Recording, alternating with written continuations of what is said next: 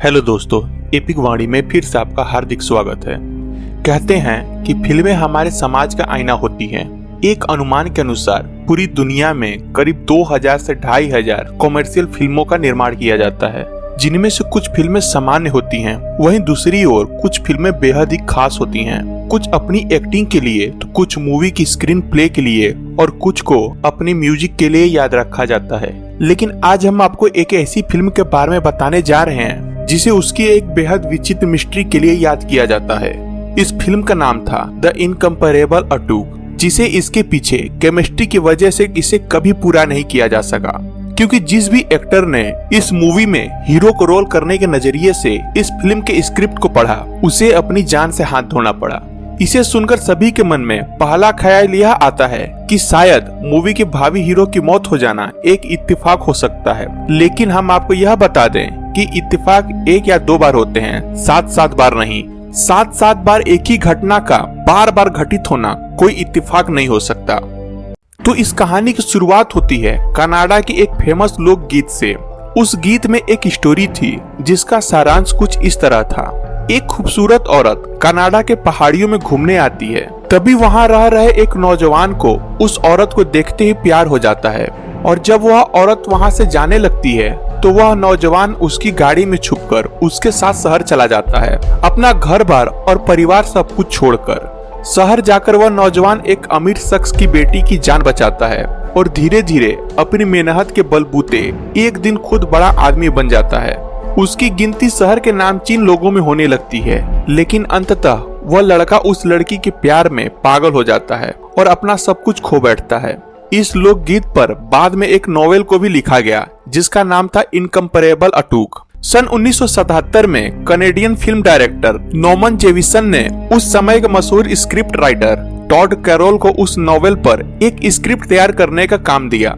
इस स्क्रिप्ट में उस स्टोरी को अमेरिकन परिवेश में बदलकर एक लाजवाब कहानी तैयार करने में स्क्रिप्ट राइटर टॉड कैरोल को लगभग 2 साल लगे, और सन 1989 में स्क्रिप्ट को फाइनल करने के बाद फिल्म के हीरो के रूप में कॉमेडियन एक्टर जॉन बेलोसी को चुना गया, जिसे यह स्क्रिप्ट पढ़ने को दी गई। जॉन बेलोसी ने यह स्क्रिप्ट को पढ़ा, उन्हें यह कहानी काफी पसंद आई और उन्होंने इस फिल्म में अटूक यानी फिल्म के मेन कैरेक्टर का रोल प्ले करने के लिए हाँ कर दी, और यहीं से इस मिस्टीरियस स्क्रिप्ट को मिला अपना पहला शिकार। क्योंकि स्क्रिप्ट पढ़ने के कुछ ही दिनों बाद एक्टर जॉन बेलोसी अपने होटल रूम में ड्रग ओवरडोज के कारण मृत पाए गए। इस मौत के बाद इस फिल्म के प्रोजेक्ट को अस्थायी रूप से रोकना पड़ा। लेकिन सन 1987 में एक और कॉमेडियन एक्टर सैम किनिसन को इस फिल्म में कास्ट करने के लिए प्लान किया गया और उन्हें स्क्रिप्ट पढ़ने के लिए दी गई।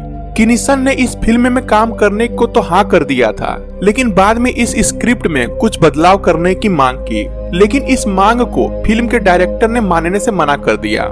इसके कुछ ही समय बाद सैम किनिसन का एक गंभीर कार एक्सीडेंट हुआ। वह अपने एक दोस्त के साथ कार में कहीं जा रहे थे, तभी उनकी कार एक दूसरी कार से जा टकराई। इस कार एक्सीडेंट में किनिसन के सर में गंभीर चोट आई। घटना स्थल पर मौजूद किनिसन के दोस्त ने बताया कि मरने से पहले किनिसन लगातार आई डोंट टू डाई यह सब दोहरा रहे थे, मानो वह किसी अदृश्य से बात कर रहे हों। फिर अपनी आखिरी सांस लेने से पहले किनिसन के मुंह से आवाज आई ओके ओके ओके, और इसी के साथ वह हमेशा के लिए मौत की नींद सो गए। उनके दोस्त का यह कहना था कि मौत से पहले किनिसन के हाव भाव से यह साफ लग रहा था कि वह किसी अदृश्य शक्ति को साफ देख पा रहे थे, जिसे वहां मौजूद और कोई भी नहीं देख सकता था। इस मौत के बाद फिल्म से जुड़े अन्य लोगों को यह लगने लगा था कि यह फिल्म बैड लक से भरी हुई है, और इसी वजह से इस फिल्म से जुड़े लोगों के साथ अजीब घटनाएं हो रही हैं। वहीं कुछ लोगों ने इस बातों को सिरे से नकारते हुए इस घटनाओं को महज इत्तेफाक माना। इसके बाद इस फिल्म में अटूक के रोल के लिए जॉन कैंडी को चुना गया, और सन 1993 में जॉन कैंडी को इस फिल्म की स्क्रिप्ट सौंप दी गई। स्क्रिप्ट को पढ़ने के बाद कैंडी ने फिल्म करने की हामी भरी, लेकिन इसके कुछ ही दिनों बाद जॉन कैंडी अपने होटल रूम में मृत अवस्था में पाए गए। उनकी मौत की वजह कार्डियक अटैक को बताया गया। इस फिल्म की स्क्रिप्ट माइकल ओ डोनोगी नाम के एक शख्स ने जॉन कैंडी को दी थी। इससे पहले इस शख्स ने यह स्क्रिप्ट बेलोसी को भी दी थी। इसी बीच माइकल ओ डोनोगी ने कई बार इस स्क्रिप्ट को पढ़ा था, शायद इसी वजह से इस स्क्रिप्ट ने माइकल ओडोनोगी को अपना अगला शिकार बनाया और उनकी भी असमय तरीके से मौत हो गई। अब तक फिल्म से जुड़े सभी लोग मान चुके थे कि यह स्क्रिप्ट एक शापित स्क्रिप्ट है, जिसे जो कोई इंसान पढ़ता है वह इस स्क्रिप्ट की श्राप की भेंट चढ़ जाता है। इसके बाद इस स्क्रिप्ट में कुछ बदलाव करके क्रिस फैरली और फिल हार्टमैन को दिया गया और इन दोनों ने ही इस फिल्म में काम करने में अपनी दिलचस्पी दिखाई। लेकिन पहले फार्ली और फिर हार्टमैन दोनों की अजीबोगरीब कारणों से मौत ने इस बात को पुख्ता कर दिया कि जो भी इस खतरनाक श्रापित स्क्रिप्ट को पढ़ता है उसे मौत की नींद सोना पड़ता है।